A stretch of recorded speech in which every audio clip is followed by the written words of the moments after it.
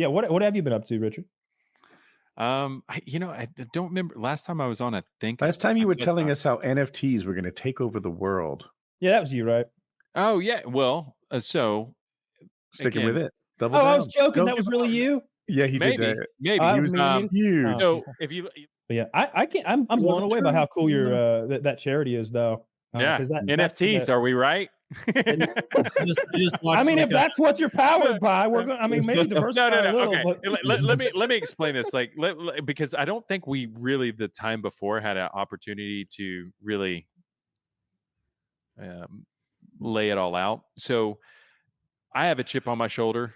I think I would hope you do too, Kyle. But so it's just being fucked by YouTube for so long, like getting preferential treatment at times, and then hey, like come do this for us for free, or do this thing, help us with this or help us with that. Awesome, great.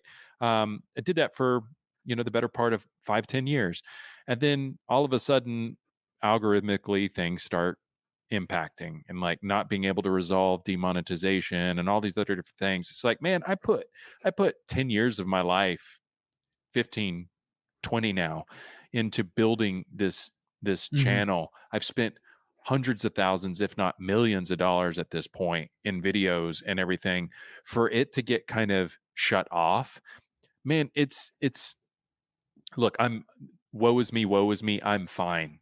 Mhm. But there's a lot of people out there who aren't, and Mm. I don't think that these organizations should be in a position to benefit from it like that. If I spend that time, I should be able to migrate my subscribers over to a different platform. If you're going to say that my content that you liked 10 years ago is now against the terms of service or not safe for advertisers, let my companies advertise on those videos and let's do the same revenue share split. They wouldn't do it.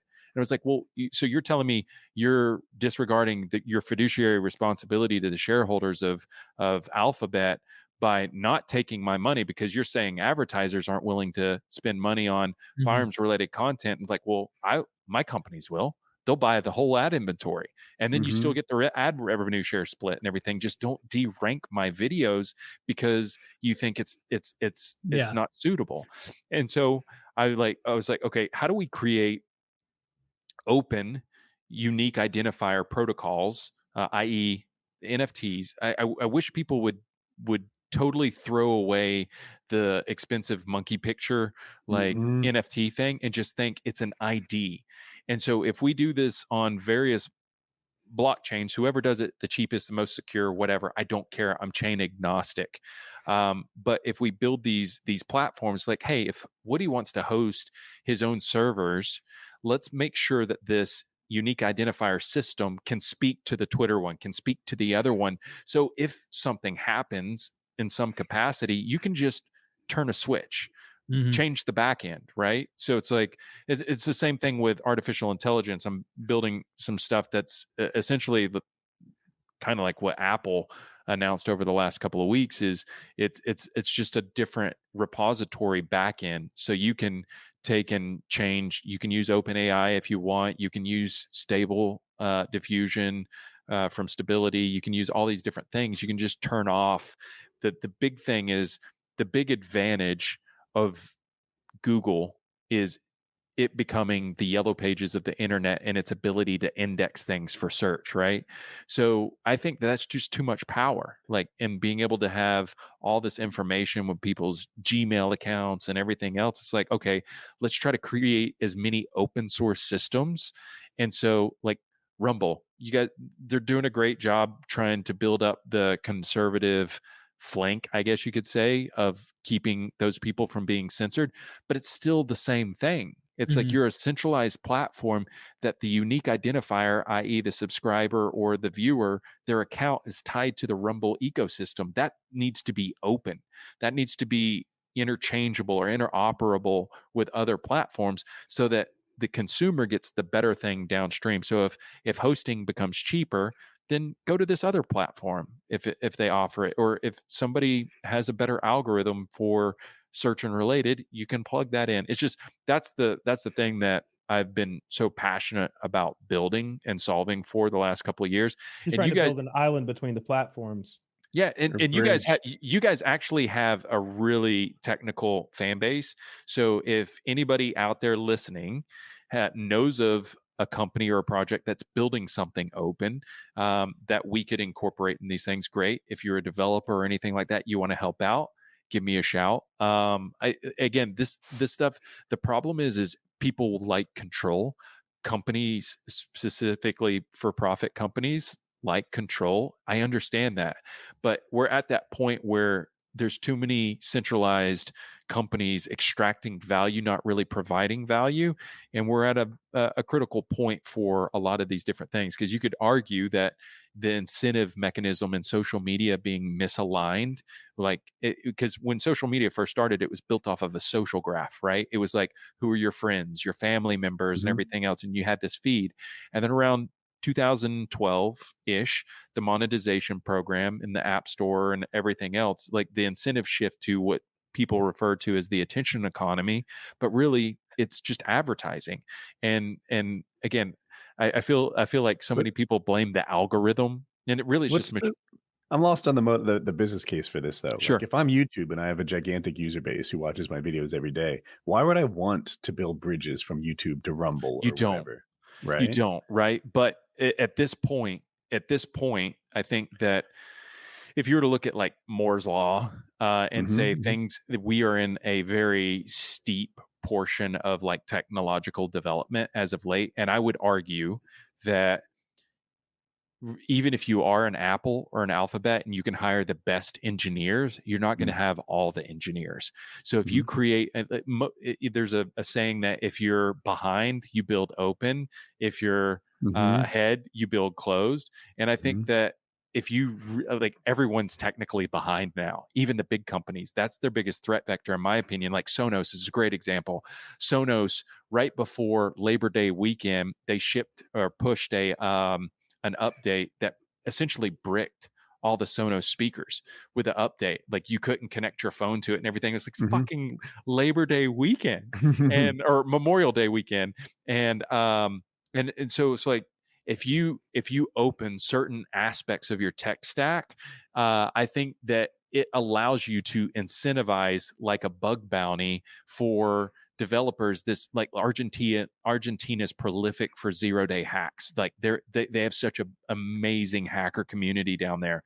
Like if you incentivize like you would a bug bounty feature updates and stuff like that, and you open source certain aspects of your tech stack, I think everybody wins, like the end user and everything. So no, it doesn't. Not everybody wins. The people who are winning now lose. Everybody else wins. Yeah, but look at it this way. Look at this. YouTube would lose.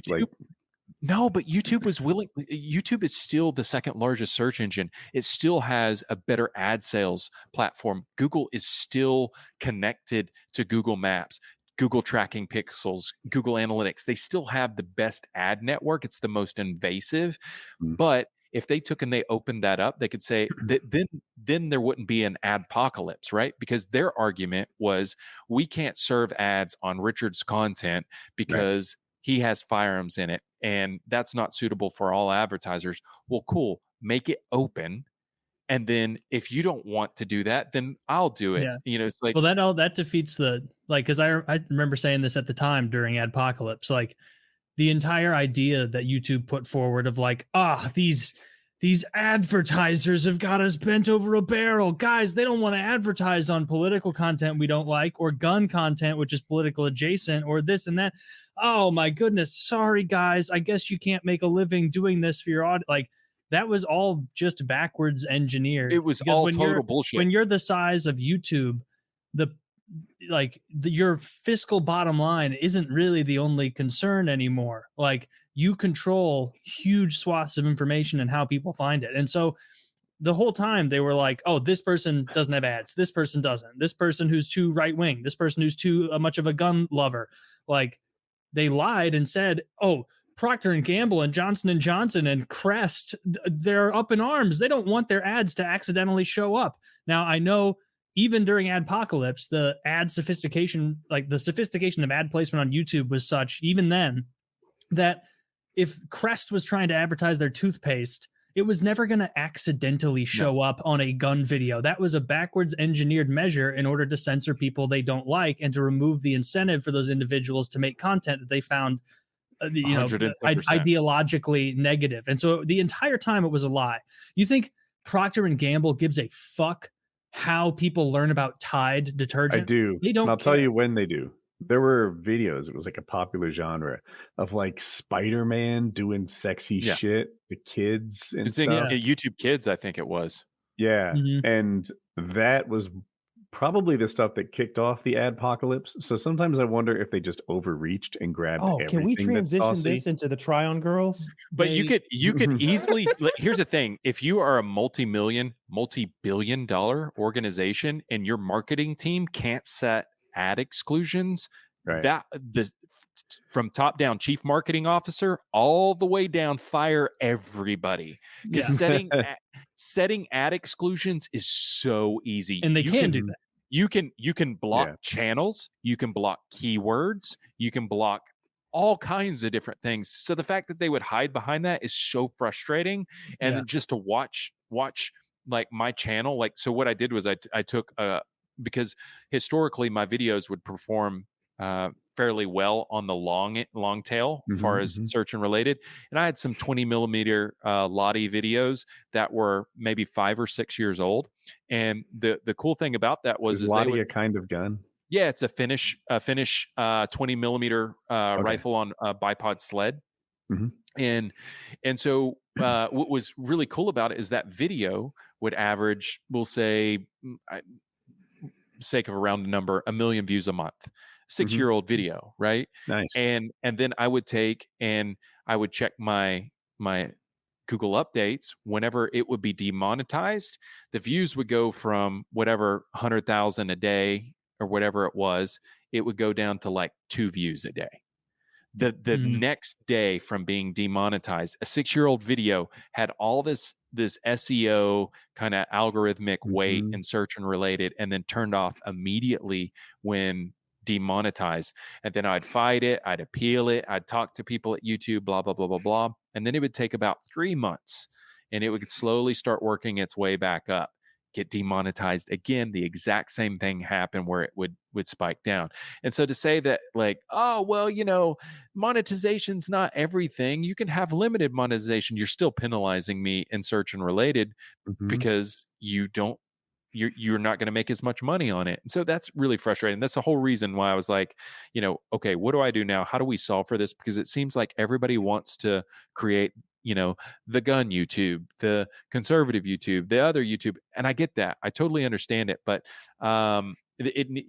we need an open protocol for indexing and all the different identifiers, i.e. the end users. And so one of the things, I haven't even talked about this, one of the things that I'm going to do is I'm going to allow people to back up all their stuff and then opt into, so if you backed up your YouTube channel into the repository, then you could host your own and then index it that way in an open protocol. So hopefully people will create blogs and curate, hey, look, there's so much shit on YouTube, blah, blah, blah, bring blogs back, or, curated websites like Gizmodo and stuff like that. I just know in my heart, there's a bunch of kids out there need to know how to get out of the friend zone. People want to see me mow my yard. I got content. Hey, dude, I'll put an RFID tracker on you, or we'll tie it to your phone so that anytime your phone, you move around in your yard, in your house.